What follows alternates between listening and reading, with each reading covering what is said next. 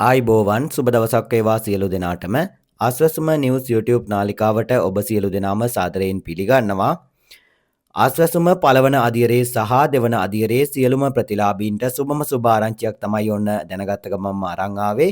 ඒ තමයි ජනාධිපතිතුමා විසින් මේ වන විට පාර්ලිමේන්තුවේ ඉදිරිපත් කරන සහන පැකේජය යටතේ අප්‍රේල් මාසයට අදාළ ආස්වසුම දීමනා සියලුම ප්‍රතිලාභීන්ගේ ඉහළ නංවලා තියෙනවා. ඒ අනුව 17,500 දීමනාව ලබන ආස්වසුම දීමනා හිමියන්ගේ අප්‍රේල් මාසයට පමණක් ආස්වසුම දීමනාව රුපියල් 25,000 දක්වා වැඩි කිරීමටත් රුපියල් 10,000ක්ව පැවති ආස්වසුම දීමනාව රුපියල් 15,000 දක්වා වැඩි කිරීමටත් ආස්වසුම දීමනා හිමි අනෙකුත් අය සඳහා රුපියල් 2,500කින් නෙම දීමනාව වැඩි කිරීමටත් මෙම සහන පැකේජය යටතේ කටයුතු කරලා තියෙනවා.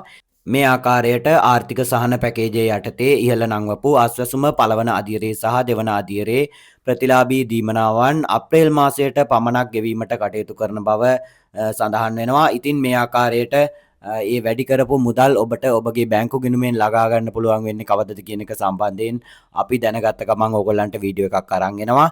ඉතින් එතකන් ආස්වසුම නිවුස් YouTube නාලිකාවත් එක්ක දිගටම එකතු වෙලා ඉන්න. ඔබ තාම subscribe කරලා නැත්නම් අපේ YouTube නාලිකාව subscribe කරන්න. අලුත්ම වීඩියෝවක් දාපු සැනින් දැනගන්න bell icon එක click කරලා notification එක අනිවාර්යෙන් on කරලා තියාගන්න.